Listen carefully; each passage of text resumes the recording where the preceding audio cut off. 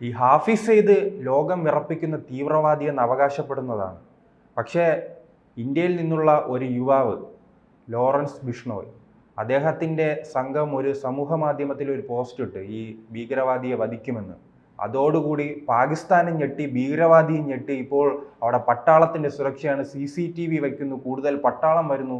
എന്താണ് ഈ പാകിസ്ഥാൻ ഇങ്ങനെ കിടന്ന് വെപ്രാളപ്പെടുന്നത്? എനിക്കറിയില്ല. പാകിസ്ഥാൻ ചങ്കൂറ്റം, ഹാഫിസ് സയ്യിദ് എന്ന് പറഞ്ഞ ലോകോത്തരനായ ചങ്കൂറ്റമുള്ള ഇരട്ടച്ചങ്കൻ, ഇന്ത്യയിലെ മുംബൈ ആക്രമണത്തിൻ്റെ സൂത്രധാരൻ.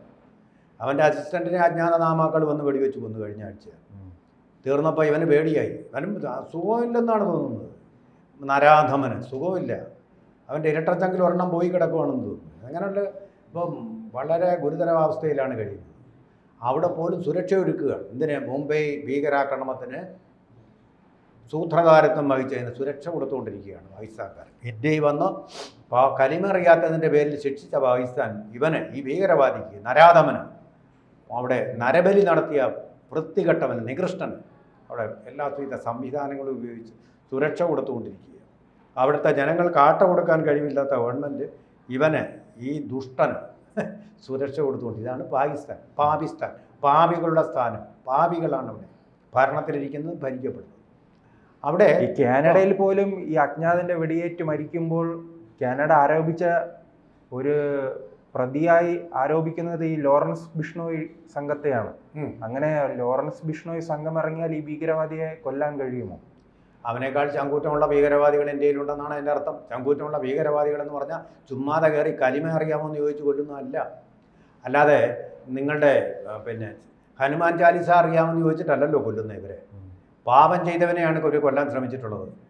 പാവപ്പെട്ട കൃഷ്ണമൃഗങ്ങളെ കൊല്ലുന്ന ഷെഡ്യൂൾഡ് മൃഗമാണത്. ഷെഡ്യൂൾഡ് ലിസ്റ്റിൽ പെട്ട മൃഗം. ആ മൃഗത്തെ കൊല്ലാൻ പാടില്ല. ആ പാപം കാണിച്ചവന് നേരെയാണ് അവർ ആക്രമണം നടത്താൻ ശ്രമിച്ചത്. അല്ല, വെറുതെ അല്ല.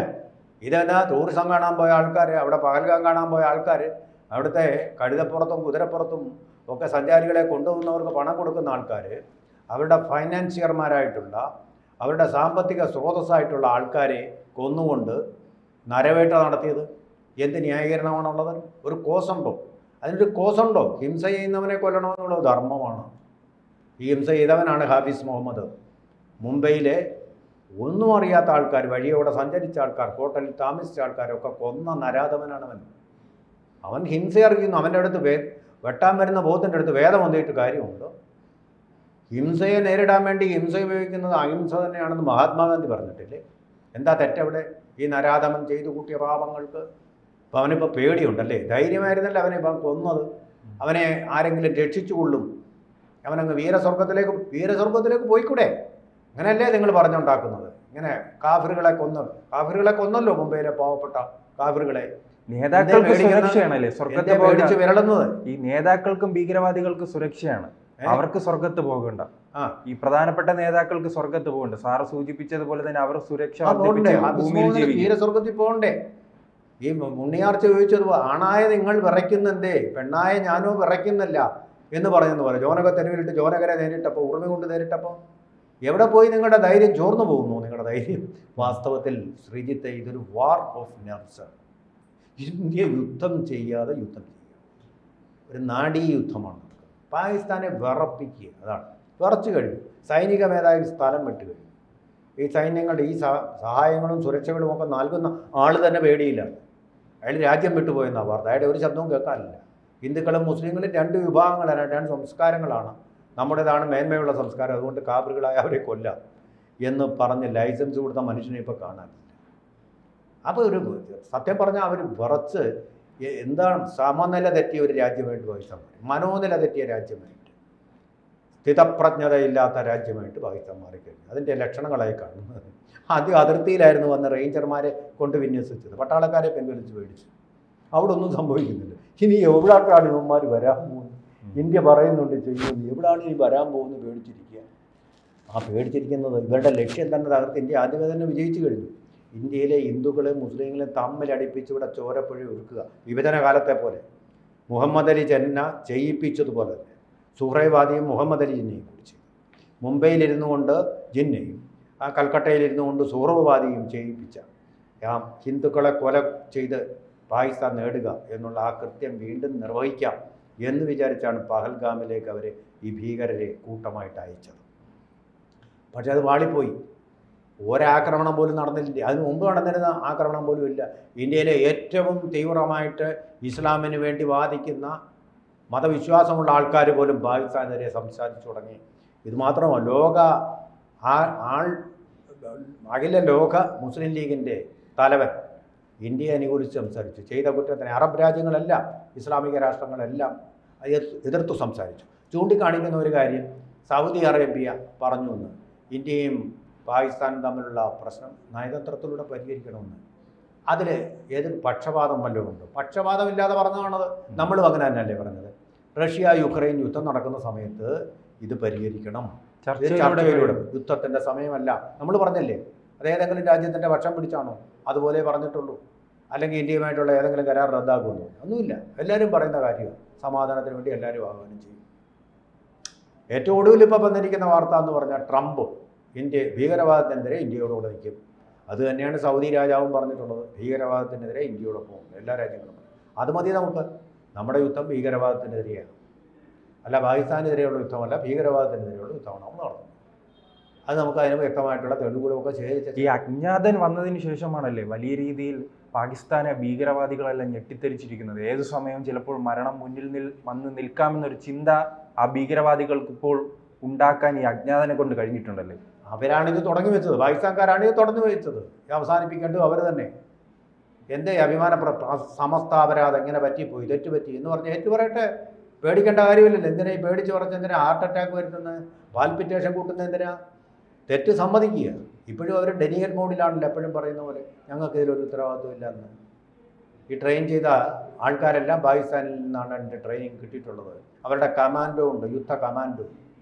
പഹൽഗാമിനെ തൊട്ടറിയാവുന്ന കമാൻഡോ അവിടെ നിന്ന് വന്നാണ്. പിടികൂടിയിട്ടുണ്ട് എന്നാണ് നമ്മൾ അറിയാൻ കഴിയുന്നത്. എല്ലാ തെളിവുകളും ശേഖരിച്ചിട്ടുണ്ട്. കിട്ടേണ്ട തെളിവുകളെല്ലാം കിട്ടിയിട്ടുണ്ട്. പിടികൂടുമ്പോൾ കിട്ടുന്ന തെളിവുകൾ നമുക്ക് കിട്ടിയിട്ടുണ്ട്. നിഷേധിക്കാനാവാത്ത തെളിവുകൾ. ഈ ലോകത്തെ അറിയിച്ച ശേഷമേ എന്തെങ്കിലും ആക്ഷൻ ഉണ്ടാവും. അതുകൊണ്ട് പേടിക്കണ്ട, ഇനിയും ദിവസങ്ങളുണ്ട്. നിങ്ങൾക്ക് അല്ല, ഈ ഭീകരവാദികൾക്ക് തുറന്ന പിന്തുണയാണ് കൊടുക്കുന്നത്. അതുകൊണ്ടാണല്ലോ ഈ ഭീകരവാദികളുടെ സുരക്ഷ തന്നെ വർദ്ധിപ്പിക്കുന്നത്. ചിലപ്പോൾ ഇന്ത്യ ആക്രമിക്കുമോ എന്ന് പേടിച്ചിട്ടാണ് ഭീകരവാദികളുടെ സുരക്ഷ വർദ്ധിപ്പിക്കുന്നത്. ആ രാജ്യത്തിന് എങ്ങനെ ഈ UN അടക്കമുള്ള പൊതു ഇടങ്ങളിൽ പോയിട്ട് ഭീകരവാദത്തെ എതിർക്കാൻ കഴിയും? കഴിയുന്നില്ല. അവർ കഴിയുന്നില്ല. ചൈനയുടെ സഹായത്തോടു കൂടി ഭീകരവാദത്തിനെതിരായിട്ടുള്ള ശക്തമായ നീക്കങ്ങളെല്ലാം ദുർബലപ്പെടുത്തുക. എതിർക്കുന്നില്ല, ഡൈല്യൂട്ട് ചെയ്യുക. അത് തന്നെയാണ് ഇപ്പോൾ ഈ ലോകത്തിന് കൊടുക്കാവുന്ന ഏറ്റവും വലിയ ശിക്ഷ. ലോകം ഒന്നായിട്ട് പാകിസ്ഥാനെതിരെ നീങ്ങുക, അവിടുത്തെ ടെററിസ്റ്റ് ക്യാമ്പുകൾ നശിപ്പിക്കുക. ഇന്നല്ലെങ്കിൽ നാളെ ആ ഭീകരന്മാർ നിങ്ങൾക്കെതിരെ തോക്കുകയുണ്ട്. അപ്പോഴായിരിക്കും നിങ്ങൾ അനുകൂലിക്കുക. രാഷ്ട്രീയ ലാഭത്തിന് വേണ്ടി ഏതെങ്കിലും പക്ഷം ചേരുകയോ പാകിസ്ഥാൻ്റെ പക്ഷം പിടിക്കുകയോ ചെയ്യുക. അത് ചൈന ഉൾപ്പെടെ രാജ്യങ്ങൾ ഈ ഭീകരവാദത്തിനെതിരെ ഒരുമിച്ച് നിന്നുകൊണ്ട് പോരാടും. അല്ലെങ്കിൽ നാളെ ചൈനയിൽ ഇത് ആവർത്തിക്കില്ല എന്നൊന്നും പറയാനൊന്നും പറ്റില്ല. ഇപ്പോൾ പക്ഷേ ഏറ്റവും അധികം ഇസ്ലാമിക തീവ്രവാദത്തിനെതിരെ പ്രവർത്തിക്കുന്ന ചൈനയാണ്. അതെന്നാണ് അതിൻ്റെ തിരിച്ചടി വരുന്നത്? ഇപ്പോൾ കണ്ടോ, നമ്മൾ എന്തെങ്കിലും അല്ല, സ്വന്തം രാജ്യത്ത് ഏറ്റവും അധികം പ്രവർത്തിക്കുന്ന അവരാണ്. പുറത്തുള്ള ഇളക്കങ്ങളേ ഉള്ളൂ, അകത്ത് മിണ്ടിയാൽ തീർക്കും. അല്ല, നമ്മൾ ആരെങ്കിലും വിചാരിച്ചോ ഈ അഫ്ഗാനിസ്ഥാനിലെ താലിബാൻ പാകിസ്ഥാനെതിരെ തിരിയുമെന്ന്? കണ്ടോ? ആരെങ്കിലും വിചാരിച്ചിരുന്നു? കൂട്ടായിട്ടിരുന്നതല്ലേ. ഇരുമയ്യാണെങ്കിലും നമ്മൾ ഒറ്റ മനസ്സെന്നുള്ള രീതിയിലല്ലേ അവർ നീങ്ങിക്കൊണ്ടിരുന്നത്. ആൾ വദർ ഫ്രണ്ട് എവിടെ പോയി? തെഹ്രീക്ക് താലിബാൻ പാകിസ്ഥാനിലെ പല പർവ്വത മേഖലകളും കീഴടക്കി അവരുടെ കൈ വെച്ചിരിക്കുക. അപ്പോൾ അതുകൊണ്ട് അതൊന്നും പറയണ്ട. അത് നാളെ എങ്ങനെയാണ് വരുന്നതെന്ന് നമുക്ക് അറിയാൻ പറ്റുകയില്ല. ചൈനയ്ക്കെതിരെയും ചിലപ്പോൾ തിരിയാം. ബലൂചിസ്ഥാൻകാർ ഇപ്പോൾ തന്നെ ചൈനയ്ക്കെതിരെ തിരിഞ്ഞിട്ടുണ്ട്. ബലൂചിൻ അത് ഭീകരവാദമാണെന്ന് അതിൽ പറയുന്നുണ്ടല്ലോ. എങ്കിൽ പിന്നെ ഭീകരവാദത്തെ ഒരുമിച്ച് എതിർക്കാം. നിൽക്കൂ ചൈന നമ്മുടെ കൂടെ. നിങ്ങളില്ലെങ്കിൽ ഞങ്ങൾ ഈ യുദ്ധം ജയിച്ചു കഴിഞ്ഞു. ഞങ്ങൾ ജയിക്കുകയും ചെയ്യും, ഇനി അത് തുടരുകയും ചെയ്യും. പക്ഷേ നിങ്ങൾ നിന്നാൽ നിങ്ങൾക്ക് കൊള്ളാം. നിങ്ങൾ വിജയിച്ചിരിക്കുന്നത് അഹിംസ എന്ന് പറയുന്ന ബുദ്ധൻ്റെ മന്ത്രം ആ തിബറ്റുകാർ പാലിക്കുന്നതുകൊണ്ടാണ്. അല്ലെങ്കിൽ ഈ ഭീകരവാദത്തിൻ്റെ ചൂട് നിങ്ങൾ പറഞ്ഞില്ല. ബുദ്ധൻ എന്ന് പറയുന്ന ആ ജ്ഞാന തപസ്വി അദ്ദേഹം ഉള്ളതുകൊണ്ട് മാത്രം, അദ്ദേഹത്തിൻ്റെ മതമാണ് തിബത്തിൽ എന്നുള്ളത് കൊണ്ടാണ് രക്ഷപ്പെട്ടത്.